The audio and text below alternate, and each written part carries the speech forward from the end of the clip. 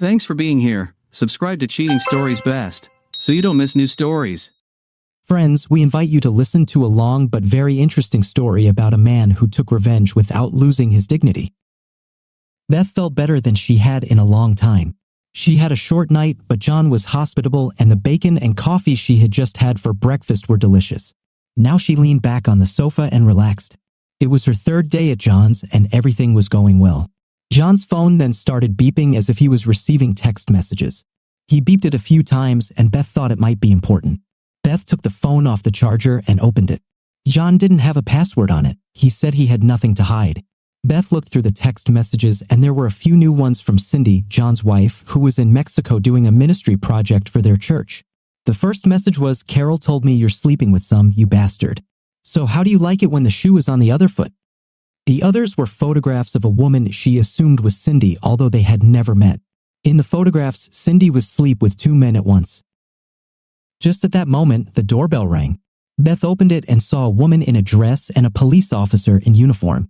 They squeezed inside. Teehee woman said, "I'm from CPS. We are taking you from this home for your own safety and placing you in a temporary foster home." Beth started to back away, but the policeman and the woman from the criminal investigation department grabbed her by the arms and pulled her towards the door. Beth resisted, but they continued to drag her. John then ran out of the bedroom shouting, "Let her go." "What the hell are you doing?" As he rushed to the scene of the fight, a police officer hit him with a stun gun. Beth kept screaming, but finally managed to shout out, "CPS can't pick me up. I'm an adult. Let me go." The CPS lady looked shocked and the officer let Beth go with one hand free. Beth punched the CPS woman square in the nose. She then turned to the policeman and asked, "Why are you trying to kidnap me?"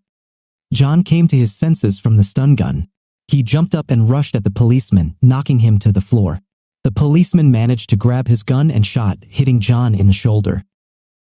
That's when two more police officers burst into the house and handcuffed John and Beth.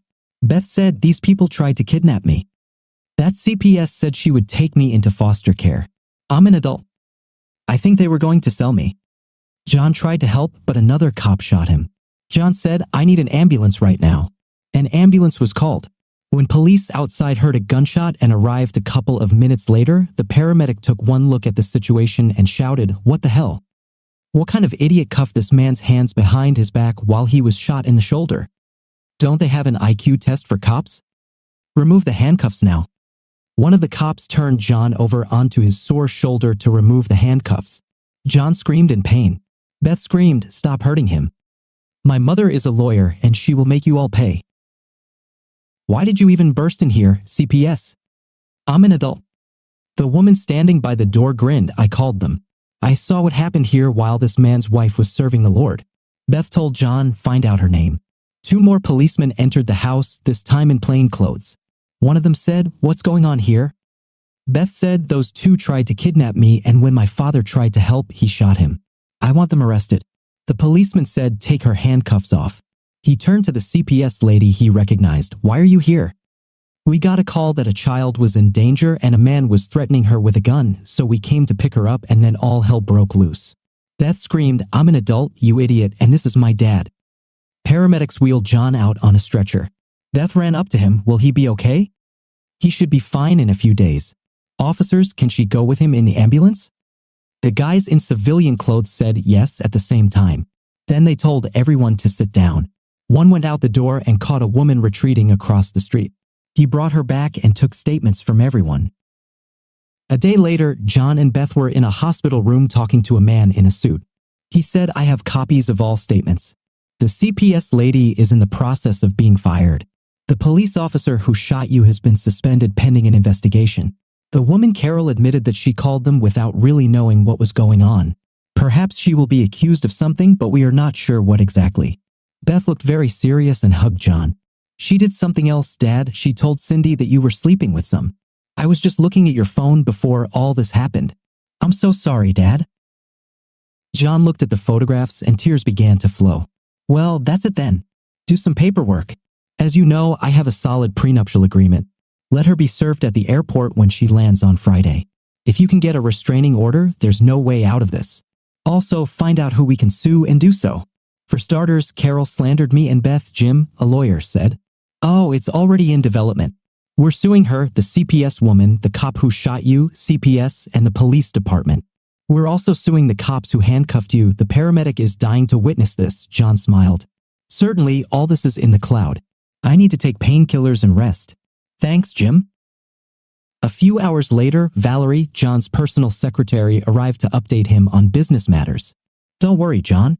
I've contacted the project managers and we'll sort everything out until you can get back to work. Today we received final permits for the Ironwood project, so we will begin construction of the model homes.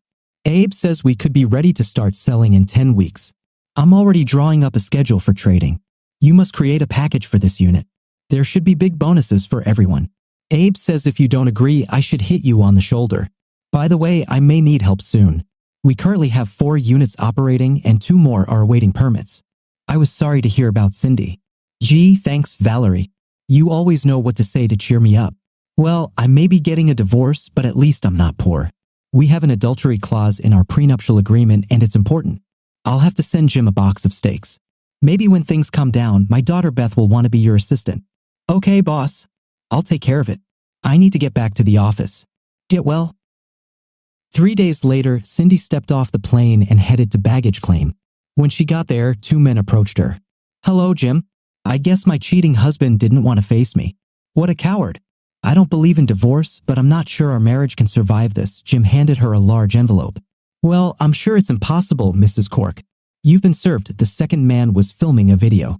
Jim continued, besides, there is a restraining order in the envelope. You cannot come within 500 feet of your house or John. Copies of the photographs you kindly sent are in the envelope. John filed a complaint under the article adultery. There is also a letter from John. The marriage contract will be respected 100%. As Jim left, Cindy shouted, he can't do this. He cheated first. Jim simply turned and said, read the letter and do not violate the restraining order. Otherwise, you will end up in jail. Cindy was shocked. She collected her luggage and took advantage of the free shuttle to a nearby Hilton hotel. When she tried to rent a room, none of her cards worked. Finally, she successfully used her debit card. She then went to her room, grabbed some booze from the mini fridge, and sat down to read the letter. Cindy, I'm guessing you were shocked that you were served at the airport. You should have expected this after all. You actually cheated on me with 2 men at the same time and then sent me photos. Beth showed them to me when I was in the hospital after a gunshot wound.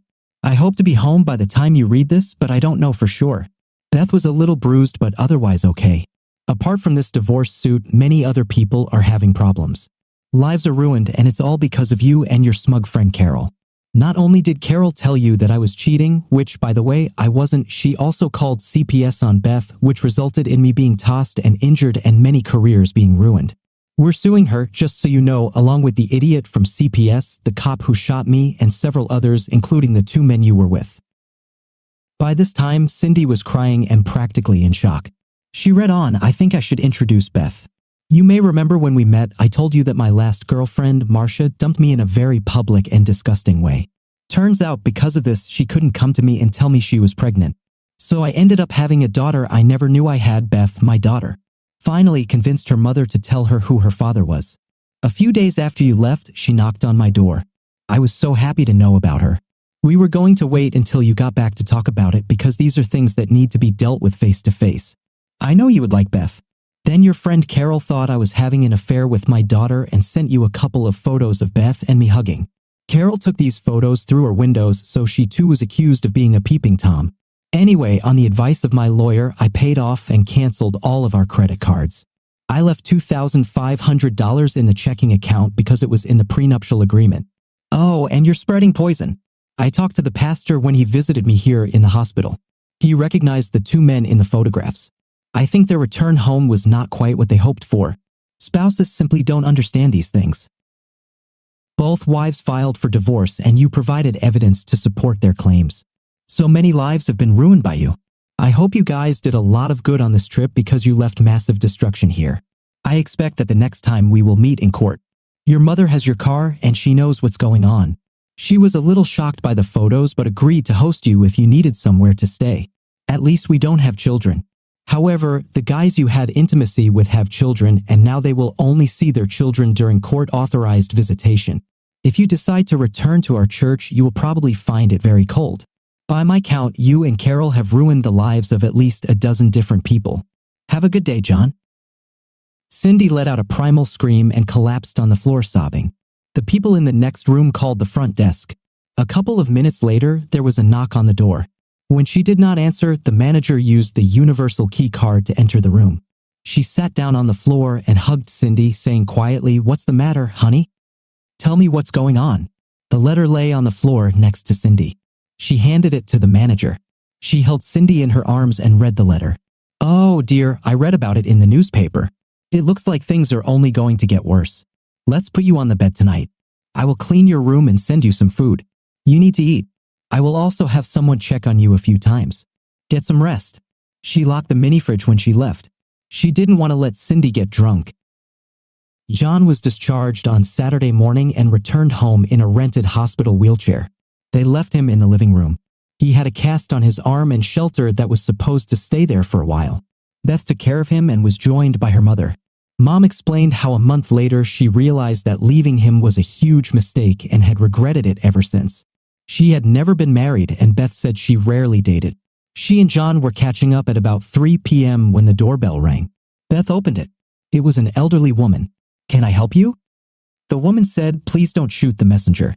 I'm Cindy's mom. She wanted to come herself, but she has a restraining order. Can I come in?" John said to let her in. When she entered, John asked, "How are you doing, Mom?" "You know I've always liked you.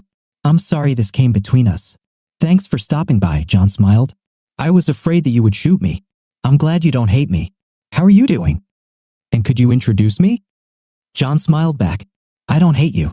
This is my daughter, Beth, and her mother, Marcia. Everything is moving for the better for me. My shoulder hurts, but I have pills. Physically, I'm fine. Psychologically, not very well." John turned to Beth and Marcia. "Thank you for helping him. This is a difficult time for everyone. Cindy is a real wreck. Although Carol started this disaster, Cindy realizes that most of the damage lies with her. She has no excuse for what she did. She really doesn't understand it herself. I can't even imagine what she was thinking." Marcia said, "I am a family law lawyer. I see things like this too often. It's never a logical or reasonable explanation. If people were always logical and reasonable, such things would never happen. My colleague calls this an instant idiot attack. Such a person always feels terrible afterward, but usually by then it is too late. Many times marriages seem great until an explosion occurs. Then there was nothing left but a fireball. It happens so quickly and without warning that there is no time to stop it." John was sleeping, and then boom, the cops, the CPS people, the injury, and the photos. His world exploded in a matter of seconds. He didn't stand a chance. "I understand, and so does my daughter." She received a text from her friend and made a split-second, terrible decision.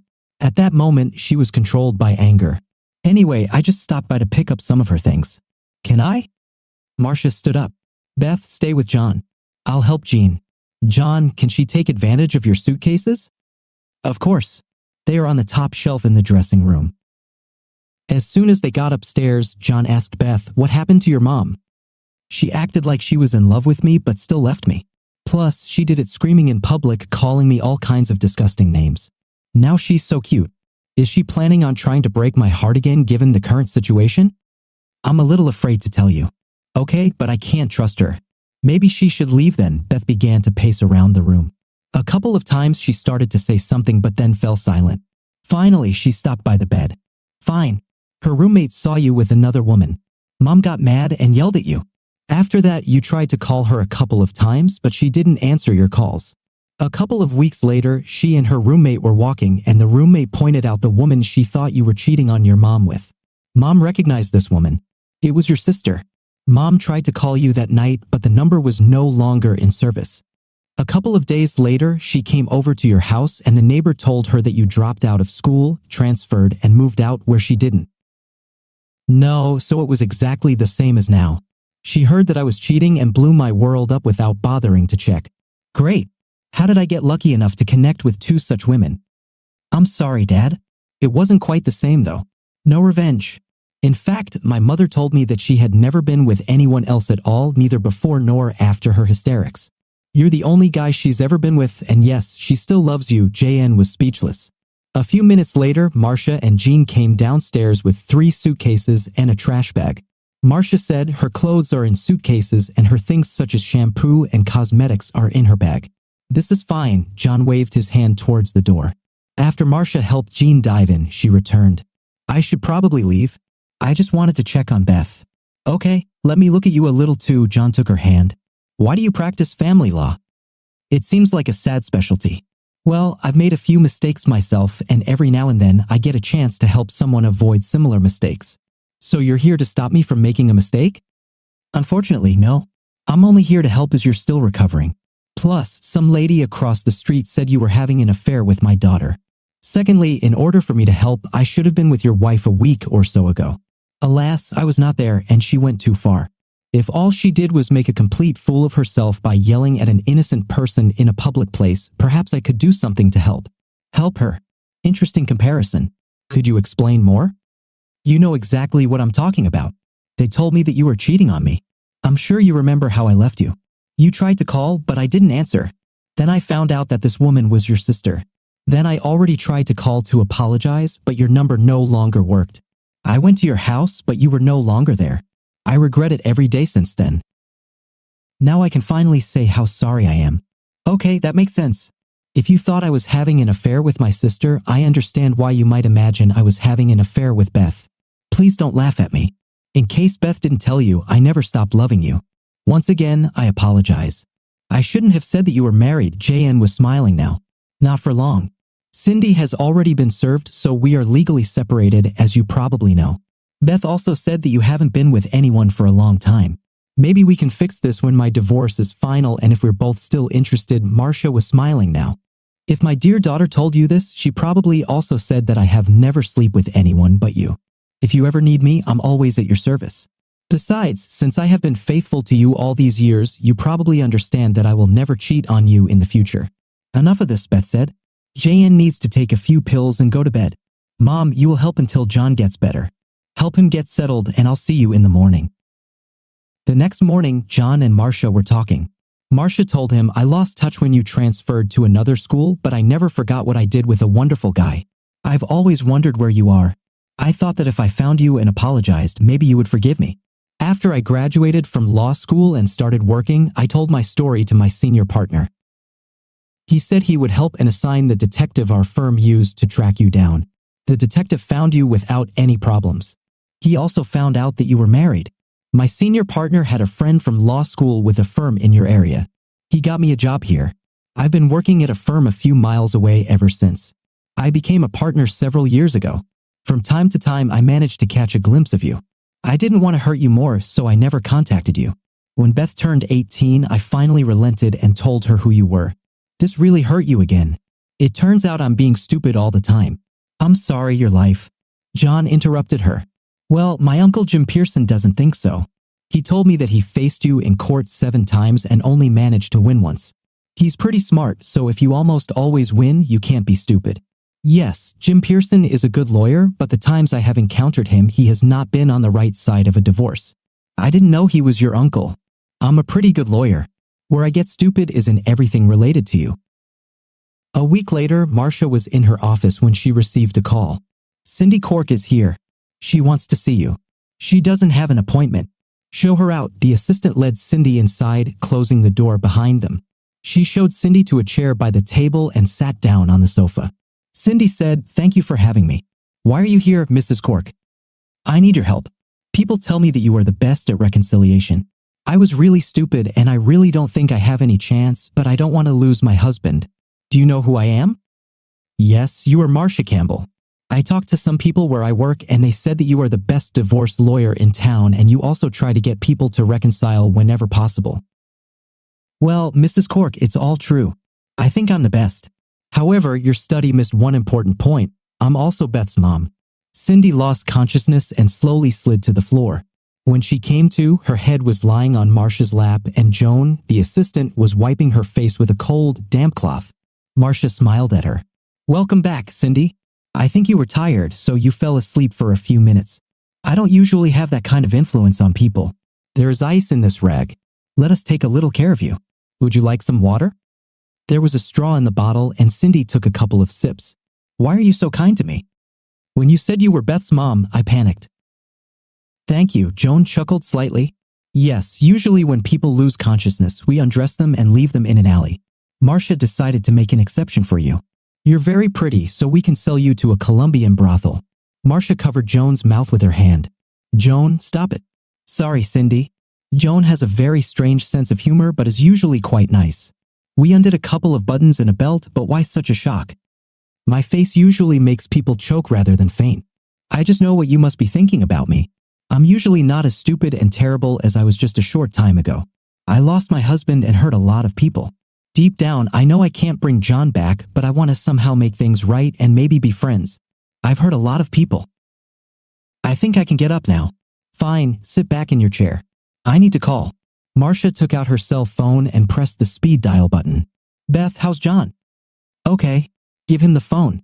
John, how are you? Well, take a pill, you'll need it. I need to ask you something. I'm here with Cindy. She came to my office not knowing that I was Beth's mother. Either way, she's accepted that you won't take her back, but I want you to remain friends. You like her mother. I heard you call her mom. You have a story. Cindy is not dangerous. Please call your uncle and ask for the ban to be lifted. It is not necessary. Please beg.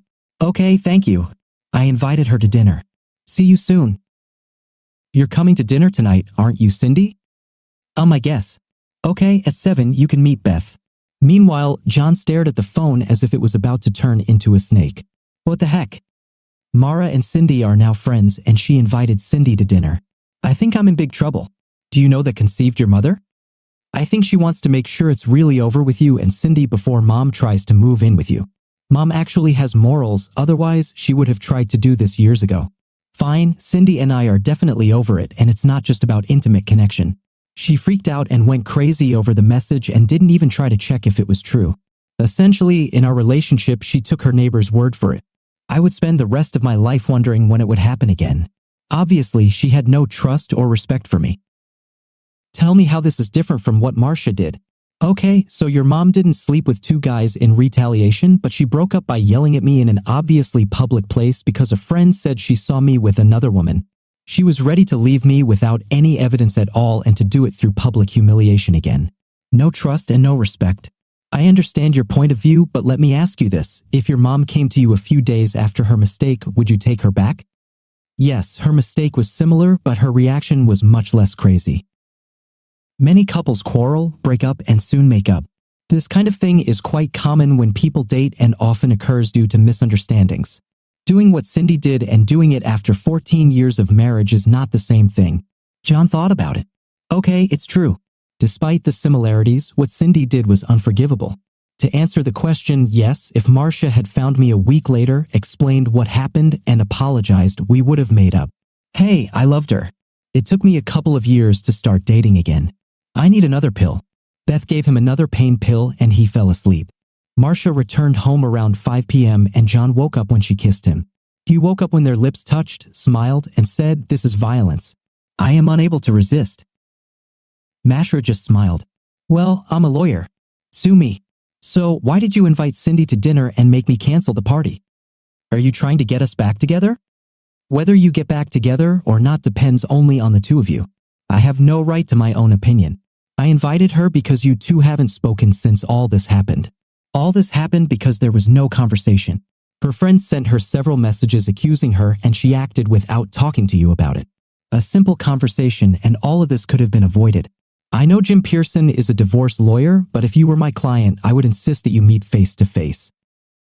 The breakdown in almost every love story begins with either a lack of communication or misunderstanding. JN didn't say anything. Cindy arrived at about 10 minutes to 7. She didn't knock, she simply walked in and walked towards John. Beth intercepted her. Why didn't you knock? And don't even try to touch him. Cindy stopped and said, John, can I talk to you alone? I'm really sorry. John shook his head no. You cheated with 2 men, caused the breakup of 3 families, and left 5 children with visiting fathers because of your good friend Carol. My daughter was beaten and handcuffed. I was hit with a stun gun, wounded, and handcuffed. There's no way I'm going to be alone with you. In addition, the house belongs to me under the marriage contract, and Beth is right, you should have knocked. Tomorrow I'll pay for the locks to be changed. Marcia entered the room.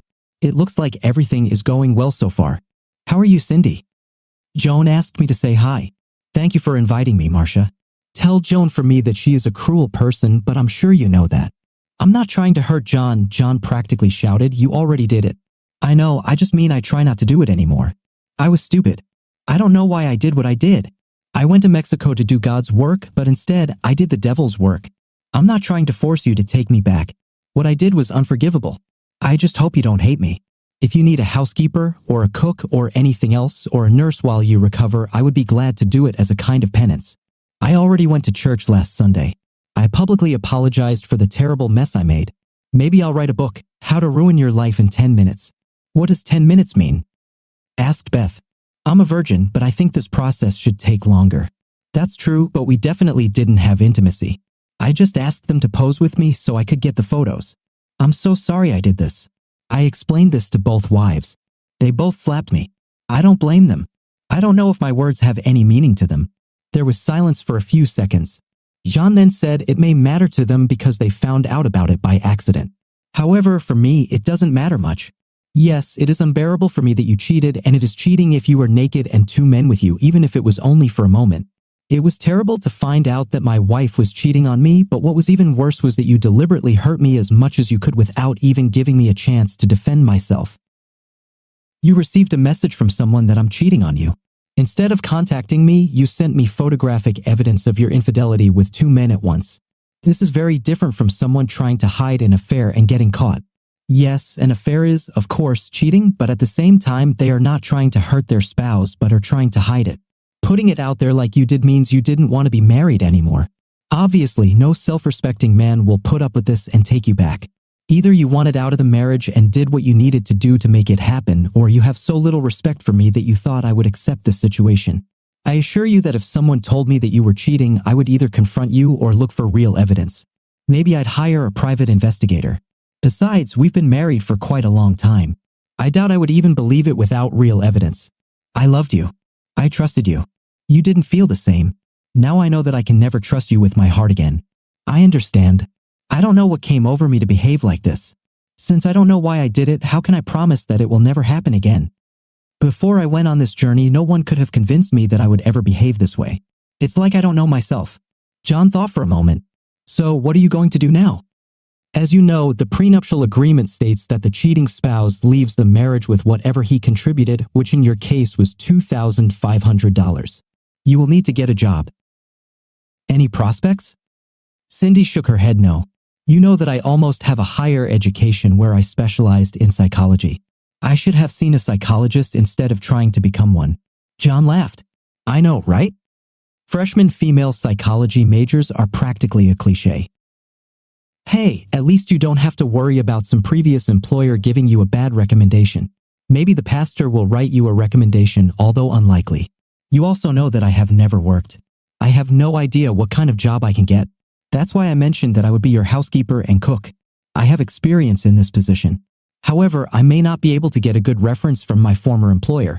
I ruined my career. Yes, it looks like a whirlpool, but I know your former employer. He's not a bad guy. Maybe he can help. John, you have absolutely no reason to help me. I didn't just burn this bridge, I blew it up. Let me think about it and we'll talk after dinner. Marcia and Beth went all out for dinner. They ordered pizza and wings. Everyone ate on trays in the living room so they could be close to John. As soon as they had eaten, John said, Okay, Cindy, here's what I'll do. As long as Uncle Jim and Marcia say it won't ruin my business, you know that I built and own a large apartment complex on Lincoln Avenue. There are always free apartments there. I'll arrange for you to live there for free. Then we'll find a job for you, Marcia interrupted him. John, you don't want to annul the prenuptial agreement, so we will need to sign and file a divorce petition before you do anything. I already signed the papers and gave them to Jim, Cindy said. Marcia smiled. Okay, I will also draw up a document in which you will forever renounce any future claims to anything from John in exchange for a lump sum payment of $5,000. Is this okay, John? Certainly, perhaps there are too many lawyers in my life now. They are spending my money, John said. Marcia smiled and they continued chatting for another hour before Cindy went to see her mom. Marcia told her that a document in which Cindy renounced any claim to John's assets would be ready in a couple of days. She asked Cindy which lawyer she should send it to. I don't have a lawyer. I don't have the money for this and I don't think I need lawyers. I'm not disputing anything, so I just signed the papers in front of the notary at Uncle Jim's office. When the document is ready, just let me know and I will come to your office and sign it, Cindy explained. Marsh shook her head. This is not a good idea. I have a clear conflict of interest. There are 2 companies in my building. Tim, a senior partner at another firm, owes me some favors. I will ask him to review the document I am preparing and also to get a copy of the divorce papers from Jim. Jim is a good guy, and so is John, so I'm sure the divorce papers are in order, but someone needs to review them on your behalf. I'll call you tomorrow and give you the phone number after I make arrangements with Tim. As soon as Cindy left, Marcia said, I hate to admit it, but I like her. Yes, she was an idiot for a while, but she's not a bad person.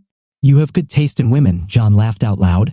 Certainly, well, except for the part where they lose their temper when they think I'm cheating. I know, John.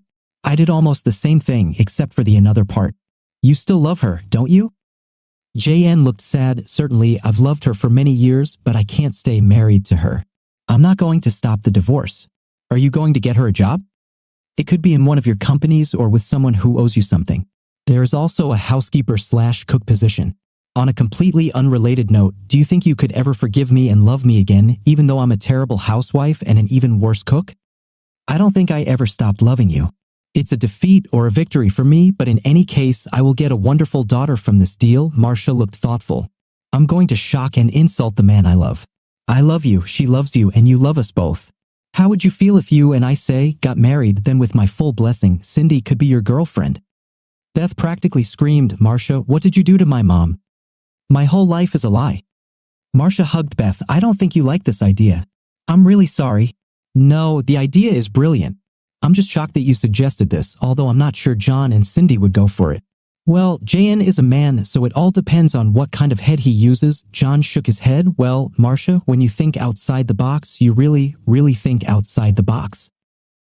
Why Cindy came to my office because she heard that I was the best family law lawyer in the area when it came to reconciliation. I am proud of this. In this case, the obvious stumbling block to you guys getting back together is my reluctance to break up with you. Now that I'm sort of back, that's all I could come up with. I invited Cindy over tonight to see if we could get along because it wouldn't work if she and I were at odds. Turns out I like her and I think she even likes me. Wouldn't this be a win for everyone? Do you think you can handle 2 women, Beth? If I've learned anything lately, it's that I can't handle even 1 woman, let alone 2. I can already imagine how they'd make the schedule. You might as well stick a fork in me. I'm over it. Marcia leaned down and planted a passionate kiss on his lips. I'm going to call Cindy and tell her to come back. We should probably ask her everything. Cindy returned about 40 minutes later. She just sat down on the sofa and said, okay, why did I have to go back? I'll take it upon myself, Beth said. My mom has an offer. You originally approached her because of her reputation as a conciliator. Well, she came up with one option. So far, you 2 seem to like each other. You're both in love with Dad, and even though you've both hurt him at different times, he still loves you both. Mom suggested that she marry Dad and you could be the side chick. What do you think? This is the best offer you can get. Cindy began to cry, and soon it all turned into sobs. Marcia and Beth sat on either side of her and held her. It took her a while to calm down. If JN agrees, then I'm definitely fine. It's much better than losing it completely. We may need a calendar. John groaned. See, Beth, I told you so. I'm dead. A few months later, the divorce was final. John and Marcia did not marry, but she and Beth moved in with John. John got the house across the street where Carol lived during the trial. All other lawsuits were settled for undisclosed amounts. Cindy moved into Carol's old house across the street as soon as John ordered his crew to renovate it. Cindy actually worked for John as a housekeeper cook, and Marcia and Cindy worked out a schedule of sorts. It turns out that neither Marcia nor Cindy liked girl-on-girl intimacy, but they both liked threesomes. So, in the end, it was a win-win for all 3 of them. I really enjoyed the story, especially the ending with a kind of happy ending. It was unusual. Write how you like the story and what you think about the actions of the characters. See you again.